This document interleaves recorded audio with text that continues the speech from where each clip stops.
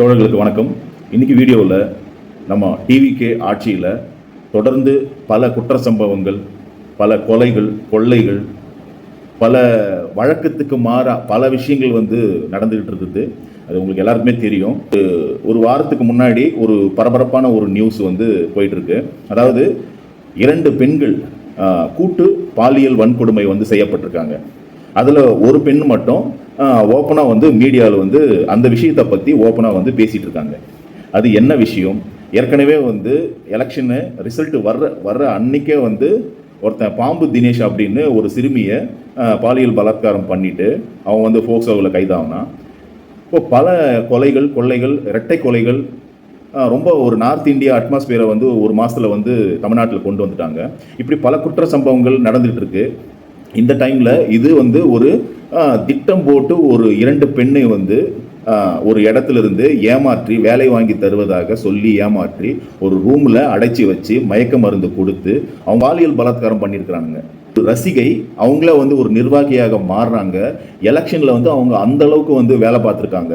வேலை பார்த்த ஒரு பெண்ணுக்கு தன்னுடைய இயலாமையை பயன்படுத்தி, வறுமையை பயன்படுத்தி இவனுங்க என்ன பண்ணியிருக்கிறானுங்கன்னா ஒரு ரூமில் அடைச்சி வச்சு ரேப் பண்ணியிருக்கிறாங்க.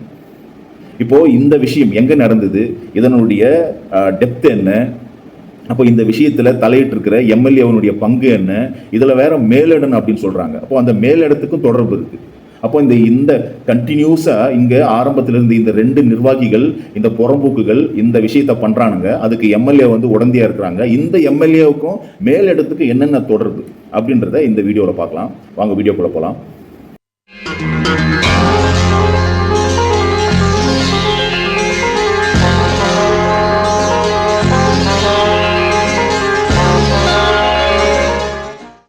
இப்போ தூத்துக்குடி மாவட்டத்தில் ஸ்ரீவைகுண்டம் அப்படின்ற ஒரு ஏரியா இருக்குது. இந்த ஏரியாவில் அன்னை விஜய் சரவணன் அவர் இந்த மாதிரி தான் ஒரு 3 பேரை வச்சு கூப்பிடுறாங்க. அன்னை விஜய் சரவணன் அவர் தான் இப்போ அந்த ஏரியாவில் தூத்துக்குடி மாவட்டத்தில் எம்எல்ஏ சரவணன். இப்போது இந்த எம்எல்ஏவுடைய முக்கியமான 2 நண்பர்கள், அதாவது இவர் எம்எல்ஏ ஆகிறதுக்கு முன்னாடி கொஞ்சம் க்ளோஸாக இருக்கிற இந்த 2 பேர் என்ன பண்ணுறாங்கன்னு சொன்னால் 2 பெண்களை அதாவது நாளைக்கு ரிசல்ட் அப்படின்னு சொன்னால், அதாவது எலெக்ஷன் ரிசல்ட் அப்படின்னு சொன்னால் இவங்க 2 பேரும் இந்த 2 பெண்களுக்கு ஒரு பிஸ்னஸ் டீலு, ஏதோ ஒரு பிஸ்னஸ், அது லீகலா இல்லீகலா அதெல்லாம் தெரியாது. ஆனால் ஒரு தொழில் முறையாக இவங்க பண கஷ்டத்தில் இருக்கிறாங்க. அதனால் என்ன பண்ணுறாங்கன்னா சென்னைக்கு கூப்பிட்டு போயிட்டு இவங்களுக்கு வேலை இந்த மாதிரி ஒரு அரேஞ்ச்மெண்ட் பண்ணணும் அப்படின்றத இங்கேயே பேசி வச்சுக்கிட்டு இவங்க என்ன பண்ணுறாங்க, இந்த 2 பெண்களை அழைச்சிட்டு போகிறாங்க. அப்போது இந்த 2 நபர்கள் அவங்க பாலமுருகன், ஜெயபால். இதில் இந்த 2 பேருமே ஒரு முக்கிய பொறுப்பில் இருக்கிறாங்க டிவிகேல. இப்போது பின்னாடி உட்கார்ந்துட்டு இருக்கிற இந்த 2 பெண்களையும் இவங்க என்ன பண்ணுறாங்கன்னு சொன்னால் போகிற வழியில் காரில் சில குளிர்பானங்களை கொடுக்குறாங்க. அந்த குளிர்பானத்தில் ஒரு கூல்ட்ரிங்க்ஸில் மயக்கம் அடைகிற அளவுக்கு இருக்கிற அந்த விஷயங்கள்லாம் கொடுத்து இவங்க எல்லாமே பிளான்டு ஒரு சதி திட்டத்தோட இந்த 2 நபர்களும் இந்த பெண்களை அழிச்சிட்டு போகிறாங்க. அப்போது அழிச்சிட்டு போகிறப்போ என்ன பண்ணுறாங்கன்னா கொஞ்சம் கொஞ்சமாக இவங்களுக்கு அந்த மயக்கம் வர்ற அளவுக்கு அந்த குளிர்பானத்தை கொடுத்துக்கிட்டே வரும்போது ஒரு கட்டத்தில் ஒரு ஏரியாவில் இது அந்த எம்எல்ஏ சரவணன் அவர்களுடைய ரெசார்ட் அப்படின்றதுனால இவங்களுக்கு பிரச்சனையே இல்லை, நேராக அங்கே அழிச்சிட்டு போயிடலாம். அப்போது ரெசார்ட்டில் பல ரூம்ஸ்கள் இருக்குது. இப்போ வேறு இடத்துல ஒரு ஹோட்டலோ ஒரு லாட்ஜோ இந்த மாதிரி ஒரு தனியார் கிட்ட அழைச்சிட்டு போயிருந்தாங்கன்னா இவங்க ஏற்கனவே மயக்கமாக இருக்கிறாங்க. இந்த மாதிரி நிலமையில இவங்களை கண்டுபிடிச்சிடுவாங்க ஈஸி. என்னாச்சு, ஏன் இந்த மாதிரி அவங்க மயக்கமாக இருக்கிறாங்க அப்படின்னு சொல்லி பார்க்குறவங்க கேட்பாங்க. அப்போது இவங்களுடைய ரிலேஷன்ஷிப் என்ன, இவங்களுடைய டீட்டெயில்ஸ் எல்லாம் கேட்டாங்கன்னா அது தெரிஞ்சிடும். அப்படின்ற பட்சத்தில் இவங்க இந்த சரவணன் அப்படின்ற அந்த எம்எல்ஏவுடைய ரெசார்ட்டு, அப்போ ரெசார்ட்டில் நிறைய ரூம் இருக்கும். இப்போது இந்த 2 பேருடைய கண்டிஷன் ரொம்ப மயக்கமாகலை, ஓரளவுக்கு தெளிவாக இருக்கிறாங்க. ஆனால் ஏதோ ஒன்று நடந்திருக்கு அப்படின்ற மாதிரி ஒரு ஃபீல் இருக்குது அவங்களுக்கு. அப்போது இவங்க பயத்தோட அச்சத்தோட ஆனால் நம்பி வந்துட்டாங்க. இந்த 2 பெண்கள் இருக்கிறாங்க, 2 ஆண்கள். சரி என்ன நடக்கும் பார்த்துக்கலாம் அப்படின்ற மாதிரி இவங்க என்ன பண்ணியிருக்கிறாங்கன்னா இந்த மாதிரி இவங்க 2 பேர் சொல்லியிருக்கிறாங்க, ஏதாவது இனிமேல் போக முடியாது, இந்த நைட்டு மட்டும் இங்கே தங்கிட்டு அது காலையில் நம்ம கிளம்பிடலாம் அப்படின்னு சொல்லி இவங்க என்ன பண்ணிடுறாங்க, இப்போ நான் தனியாக இந்த ரூமில் இருக்கணும், நீங்கள் அங்கே ரூமில் இருங்க, நான் உங்களுக்கு போயிட்டு ஃபுட்டு கொண்டு வரேன் அப்படின்னு சொல்லி உள்ளே லாக் பண்ணிக்காதீங்க, நான் போய் ஃபுட்டு கொண்டு வரேன், அது வரைக்கும் ஓப்பன் பண்ணுங்க அப்படின்னு சொல்லி இவனுங்க என்ன பண்ணியிருக்கிறாங்கன்னா ஃபுட்டு கொண்டு வர மாதிரி போய் இவனுங்க 2 பேருமே அந்த அறைக்குள்ளே போய் இந்த பெண்களை ராத்திரி முழுதும் பாலியல் பலாத்காரம் பண்ணியிருக்கிறானுங்க. அப்போது இந்த பொழுது வெடியுது, அந்த அம்மா இன்டர்வியூவில் சொல்கிறாங்க, பொழுது வெடியுது, நீங்களே கேளுங்க, பொழுது வெடியுது, அந்த அளவுக்கு பலாத்காரம் பண்ணுறாங்க. அப்போ இந்த அம்மா வந்து ஓப்பனாகவே சொல்றாங்க, ஒரு நம்பி இந்த மாதிரி நாங்கள் வந்தோம், ஆனால் எங்களை இந்த மாதிரி பண்றீங்களா அப்படின்னு சொல்லிட்டு கேட்கறதுக்கு வந்து இந்த மாதிரியான பல விஷயங்கள் வந்து இது வந்து நான் அந்த எம்எல்ஏ சரவணுக்கு சொல்றேன் அப்படின்னு சொன்னா, சரவணுக்கெல்லாம் இந்த விஷயம் எல்லாம் தெரியும் அப்படின்னு சொல்ற மாதிரி இவங்க வந்து அந்த பெண்கள் கிட்ட பேசியிருக்கிறாங்க. அப்போ இந்த பெண் மட்டும் என்ன இருக்குதுன்னு சொன்னா, ஓப்பனா, அதாவது எலெக்ஷன் நடந்து முடிஞ்சிருச்சு, ரிசல்ட் வந்துருச்சு, விஜய் வந்து முதலமைச்சர் ஆயிட்டாரு. இந்த அம்மா என்ன பண்றாங்கன்னா, இந்த மாதிரி ஒரு நம்பிக்கை துரோகம் பண்ணி நம்மளை இந்த அளவுக்கு வந்து இது பண்ணிட்டாங்களே அப்படின்னு சொல்லி இவங்க வந்து அந்த சரவணன் கிட்ட வந்து இது முறையிடுறாங்க. அப்போ அவர் என்ன பண்றாருன்னா, அம்மா இதெல்லாம் கண்டுக்காதீங்க, நான் உங்களுக்கு வந்து புசி ஆனந்த் கிட்ட பேசி நான் உங்களுக்கு ஜாப் வாங்கி தரேன் அப்படின்றாரு. அதாவது ஒரு பெண்ணை ஒரு நம்பிக்கை வார்த்தை சொல்லி பாதி வழியில் கூட்டு போயிட்டு அவங்களுடைய கன்சென்ட் இல்லாமல் பாலியல் பலாத்காரம் பண்ணி மயக்க மருந்த, அதாவது இது எத்தனை கிரைம்ஸ் வருது பாருங்க. நம்பிக்கை துரோகம், பாலியல் வழக்கு, அதுக்கப்புறமா வந்து எத்தனை செக்ஷன், இது வந்து சட்டம் தெரிஞ்சவங்களுக்கு தெரியும் என்னென்ன எத்தனை பிரிவுகளில் வழக்கு பதிவு பண்ணலாம் அப்படின்னு சொல்லி. அப்போது தொடர்ந்து இவங்களை வந்து இந்த அளவுக்கு இது பண்ணிட்டு ஒரு ஜாப்ல வந்து நான் ஜாப் வாங்கி தரேன், அதாவது உங்களுக்கு வந்து அது காம்பன்சேட்டிவ். அதாவது ஒரு படத்தில் விவேக் வந்து ஒரு மைனர் குஞ்சு அப்படின்னு சொல்லுவாங்க. மைனர் குஞ்சு அவர் வந்து பொண்களெல்லாம் ரேப் பண்ணிட்டு அபராதம் பண்ணிட்டு இருப்பார், அபராதம் வந்து கொடுத்துட்டு இருப்பார். அப்போ பஞ்சாயத்தில் பழைய காலத்துலலாம் பஞ்சாயத்தானே வச்சு தீர்ப்பு போகணும். அப்போ இருக்கிறவன் காசு நிறைய வச்சிருக்கிறவன் என்ன வேணா தப்பு பண்ணிட்டு அந்த பஞ்சாயத்தில் வந்து காசை கட்டிடுவான். காசை கட்டுற மாதிரி அப்போ விவேக் என்ன பண்ணுவாருன்னா, ஏற்கனவே செய்ய வேண்டிய தப்பு கூட அவர் வந்து பணம் கட்டிட்டு இருப்பார். அப்போ அட்வான்ஸ் புக்கிங்கில் வந்து ரேப் பண்ணிட்டு இருப்பார். அந்த மாதிரி இவன் என்ன பண்ணுறாங்கன்னா, அப்போ ஒரு ஜாப் வாங்கி கொடுத்துட்டா இதுக்கு வந்து காம்பன்சேட்டிவ். எவ்வளோ ஒரு கேவலமான விஷயம் பாருங்க இது. அப்போ இந்த அளவுக்கு ஒரு கேவலமான விஷயத்தை பண்ணிட்டு இவங்க எல்லாம் அந்த பெண்கள், அப்போ இந்த அம்மாவால் வந்து ஒரு லிமிட்டுக்கு மேலே அவங்கள இது பண்ண முடியல. அவங்களுடைய வறுமை இதெல்லாம் யூஸ் பண்ணி இந்த மாதிரி பண்ணியிருக்கானுங்க, இவங்களை கட்டாயம் வந்து தண்டிக்கணும் அப்படின்னு. இன்னொரு பெண் வந்து அவங்க இது வந்து ஒரு அவமானம், இது எதுக்கு வெளியில் அப்படின்ற மாதிரி அவங்களுக்கு கல்யாணம் ஆச்சா, அதாவது இன்னொரு பெண்ணுக்கு அவங்க கல்யாணம் ஆச்சா, அவங்க எந்த டீட்டெயிலும் தெரியல. ஆனால் இவங்ககிட்ட அந்த விஷயத்த சொல்ல வேணாம், வெளியில் வந்து சொல்ல வேணாம், நான் கூட வந்தேன் அப்படின்னு சொல்கிறத அவங்க மறைச்சிருக்காங்க. ஆனால் என்னை பொறுத்த வரைக்கும் அந்த பெண்ணுக்கும் நடந்த அந்த அநீதியை, அந்த மோசமான அந்த விஷயத்தில் யார் வந்து சம்மந்தப்பட்டிருக்காங்களோ அவங்களும் தண்டிக்கணும். அப்போது அவங்களையும் இந்த கிரைமில் சேர்த்துக்கணும். ஆனால் வந்து அவங்களுடைய டீட்டெயில்ஸ் எல்லாம் வெளியே தெரியாமல் இருந்தாவே போதும். அப்போது அந்த பெண் என்ன எதிர்பார்க்குறாங்களோ அதுக்கேற்ற மாதிரி அந்த குற்றம் செஞ்சவங்களுக்கு வந்து பலன் கிடைக்கணும் கட்டாயம். ஏன்னா அவங்க வந்து இந்த விஷயத்தில் ஓப்பனாக வெளியில் வரல. ஸோ அது அவங்களுடைய விருப்பம். ஆனால் சம்மந்தப்பட்ட நபர்களுக்கு கட்டாயம் தண்டனை வேணும். இப்போது இந்த பெண் வந்து எந்த அளவுக்கு வந்து அந்த விஷயத்தில் சஃபர் ஆகியிருந்தாங்களோ இந்த அளவுக்கு ஓப்பனாக வந்திருப்பாங்க. அப்போ இந்த விஷயத்தில் முக்கியமாக இதில் வந்து சரவணனுடைய ரொம்ப, அதாவது இந்த 2 நபர்களை வந்து அவர் வந்து அவருடைய கண்ட்ரோலில் வெளி மாநிலத்தில் வந்து தங்க வச்சிருக்கிறார். இப்போ வந்து போலீஸ் அவங்க 2 பேருமே கைது பண்ணிட்டாங்க. எத்தனை பிரிவுகள் கைது பண்ணிட்டாங்கன்னு அதெல்லாம் தெரியல எனக்கு, ஆனால் 2 பேரும் வந்து கைது பண்ணிட்டாங்க. இப்போ இந்த எம்எல்ஏ சரவணன் அவர் வந்து இந்த விஷயத்துல எந்த அளவுக்கு வந்து இதில் இன்வால்வ் ஆகிருக்கிறாரு, அப்போ இதனுடைய டெப்த் என்ன, அப்போ அந்த சரவணனுக்கு வந்து என்னென்ன மாதிரியான பிரிவுகளில் வந்து எம்எல்ஏனா விட்டுற முடியுமா? அப்போ இது மேலிடம் வேற இருக்கு. அப்போ இதுல வந்து பிசினஸ் டீலிங் இருக்கு. இப்போ லாட்ரி வேற, அந்த இடத்துல வந்து நம்ம தமிழ்நாட்டில் லாட்ரி தடை செய்யப்பட்ட ஒரு விஷயம். லாட்ரியும் ஒரு போதையும் ஒண்ணுங்க. நான் சின்ன வயசு இருக்கும்போது ஊர்லலாம் காலையில் எந்திரிச்சு போயிட்டு டீ கடையில் உட்காந்துக்கிட்டு விடிய காலம் ஒரு 5:30 மணி 6 மணிக்கு பேப்பருக்கு வெயிட் பண்ணிட்டு இருப்பாங்க. பேப்பருக்கு வெயிட் பண்ணிட்டு இருந்து இதுக்கு முன்னாடி வாங்கின லாட்ரியில் நம்பர் வந்திருக்குதான்னு உட்காந்து பார்த்துட்டு இருப்பாங்க. அதாவது ரொம்ப சொற்பமாக சம்பாதிப்பாங்க. இதுலேயே வந்து பாக்கெட்டில் லாட்ரிஸ் எல்லாம் வச்சிருப்பாங்க. நான் சொல்றது, நான் ரொம்ப சின்ன பையனாக இருக்கும்போது, இப்போ ஆந்திராவிலும் கிடையாது, நான் ஆந்திராவில் இருக்கிறேன். அப்போ ஆந்திராவிலையும் வந்து லாட்ரி கிடையாது, இப்போ தமிழ்நாட்டிலையும் கிடையாது. ஒரு விஷயத்தை, ஒரு திட்டத்தை கம்ப்ளீட்டாக நாங்கள் க்ளோஸ் பண்ணுறோன்னு மூடி வைக்கிறாங்கன்னா அது லாட்ரி தான். இப்போ லாட்ரி வந்து குடியை விட ரொம்ப மோசமானது. அப்போது இதில் வந்து லட்சம் வரும், கோடி வரும் அப்படின்னு சொல்லி ஒரு லாட்ரியை சம்பாதிக்கிற அந்த 100, 200 அந்த காலத்தில் அதில் வந்து 50 ரூபாய்க்கு 100 ரூபாய்க்கெல்லாம் வாங்கி பாக்கெட்டில் வச்சுட்டு இருப்பாங்க.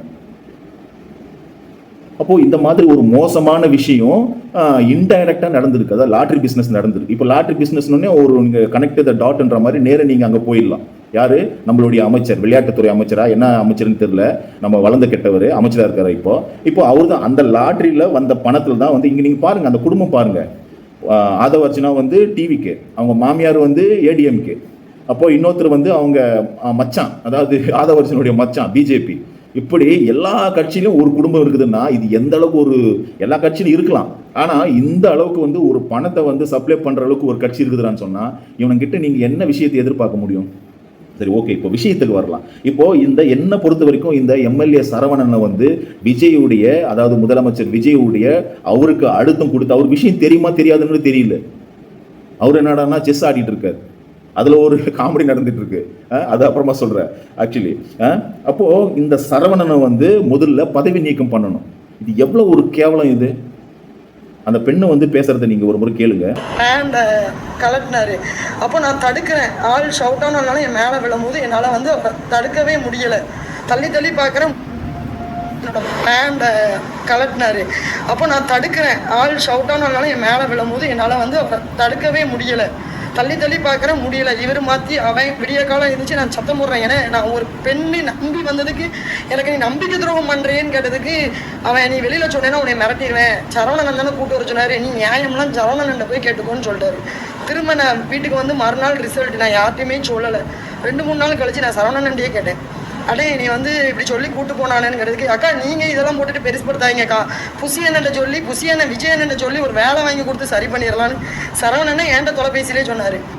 தொடர்ந்து இந்த பெண்களுக்கு எதிரான இந்த மோசமான சம்பவங்கள் வந்து கண்டினியூஸாக நடந்துகிட்டே இருக்கு. இதுக்கு இப்போ வேற விஷயம் கூட ஏதோ ஒன்று ஒரு ஃபோனில் பல ஆயிரக்கணக்கான வீடியோக்கள் வந்து மோசமான வீடியோக்கள் வந்து ஒரு டிவிக்கு நிர்வாகியோட இருக்கிறதா ஒரு அதிர்ச்சி தகவல் வந்து சொல்லிட்டு இருக்காங்க. அது ஒரு டாபிக் ஓடிட்டு இருக்கு.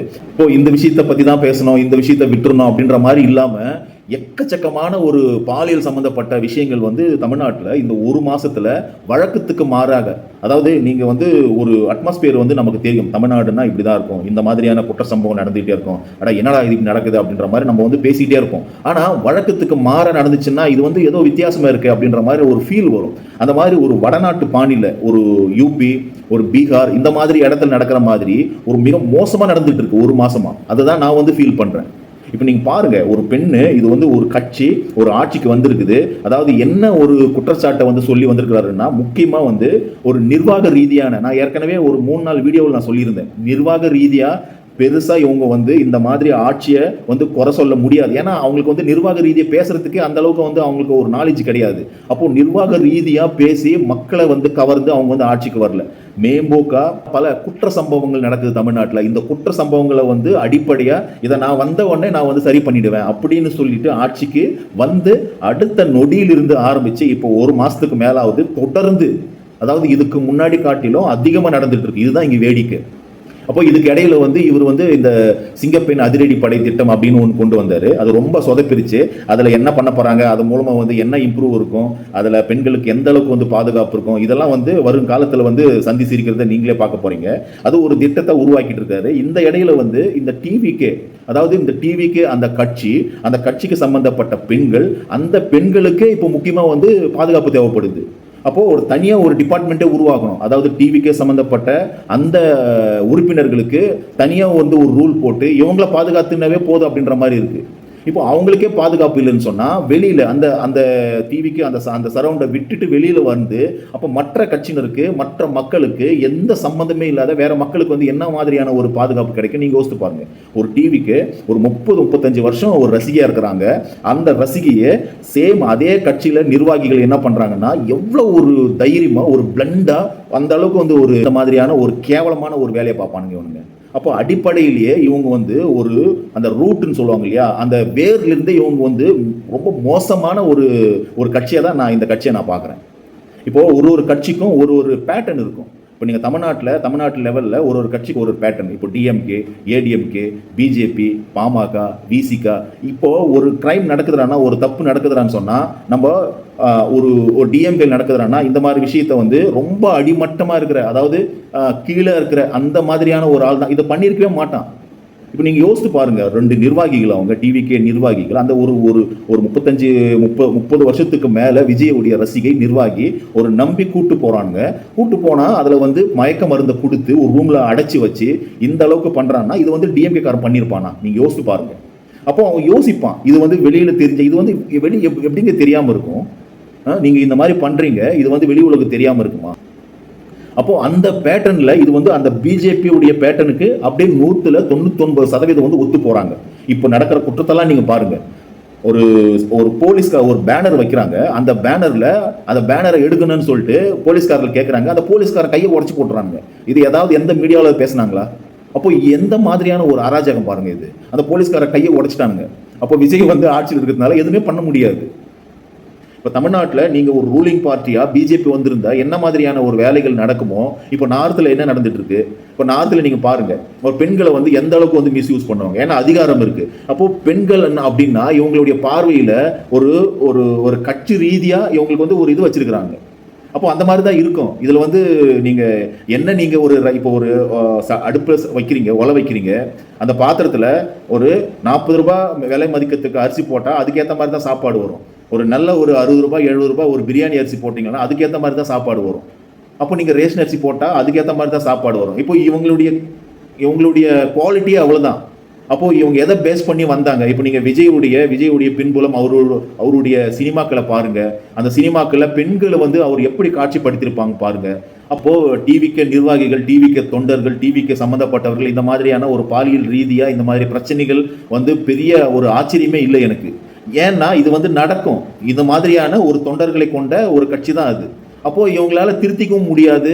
இதுக்கான மாற்றம் வந்து இவங்க என்ன பண்ணுவாங்கன்னா, இதை வந்து இந்த செய்திகளை வந்து வெளியில தெரியாத அளவுக்கு பைபாஸ் பண்ணிட்டு இருப்பாங்க.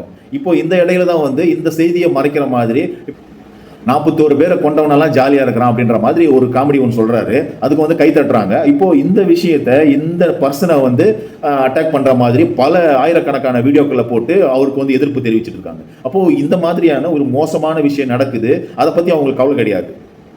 அப்போது பேசிக்காகவே அவங்களுக்கு வந்து இந்த பெண்கள் மீதான ஒரு பார்வை என்பது வந்து பல கட்சிகள் இருக்கிற ஒரு கட்டுப்பாடு. இப்போ ஏடிஎம்கே எடுத்துனாலும் சரி, டிஎம்கே எடுத்துனாலும் சரி, ஏன் நாம் தமிழர் கட்சி எடுத்துட்டாலும் சரி, ஓரளவுக்காவது அவங்க பெண்கள் மீதான இந்த பார்வை, இந்த மாதிரியான விஷயம் வந்து ஒரு கட்டுப்பாடு இருக்கும். ஆனால் இந்த அளவுக்கு ஒரு ஓப்பனாக நீங்கள் யோசித்து பாருங்கள், அது பிஜேபி தான். அப்போது ஈக்குவல் டு பிஜேபி இங்கே நடக்கிறது வந்து இப்போது பிஜேபியினுடைய ஆட்சி தான் இது. அப்படிதான் நம்ம எடுத்துக்கணும். இந்த மாதிரியான ஒரு பாலியல் ரீதியான குற்றச்சம்பவங்கள் வட மாநிலங்களில் நடக்கிறது அப்படி இங்கே நடந்துட்டு இருக்கு. அப்போ இதுக்கு என்னதான் தீர்வு?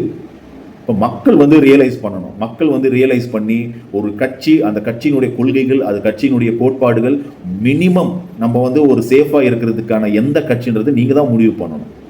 அப்போ வந்து இதில் தொடர்ந்து பார்த்தீங்கன்னா ஏதாவது ஒரு தவறு நடந்துச்சுன்னா நிர்வாக ரீதியாக இதுக்கு வந்து டிஎம்கே தான் காரணம் அப்படின்னு சொல்கிறாங்க. அப்போ இந்த விஷயத்துக்கு என்னடா காரணம், இதுவும் வந்து டிஎம்கே காரணங்களா அப்படின்னு சொன்னாலும் இவங்க சொல்லிடுவானுங்க. அப்போ இதுக்கு வந்து சொல்ல முடியாதனால வேற விஷயத்த மடைமாற்றி வேற விஷயத்த வந்து மக்களுக்கு தெரியாத மாதிரி, இந்த விஷயத்த தெரியாத மாதிரி இவங்க என்ன பண்ணுறாங்கன்னா, அண்ணன் வந்து வெளிநாட்டுக்கு போயிட்டாரு, அங்கே டெல்லிக்கு போயிட்டு ஒரு பெரிய இது பண்ணிட்டாரு, அங்கே பாருங்க எவ்வளோ கூட்டம் அப்படி இப்படின்னு பேசிட்டு இருக்கு. இங்கே என்ன நடக்குது நீங்கள் பாருங்கடா ஃபர்ஸ்ட்டு. அப்போ இங்கே இவ்வளோ கேவலமான ஒரு விஷயம் நடந்துட்டு இருக்கு, அதுக்கு எவனுமே ஒரு பதில் சொல்ல. சோஷியல் அந்த சமூக வலைதளத்தில் இயங்குகிற பல இன்ஃப்ளூயன்சர்கள் வந்து விஜய்க்கு ஆதரவாக பேசுகிறவங்க இதை பற்றி எவனுமே வாய் திறந்து பேசலை.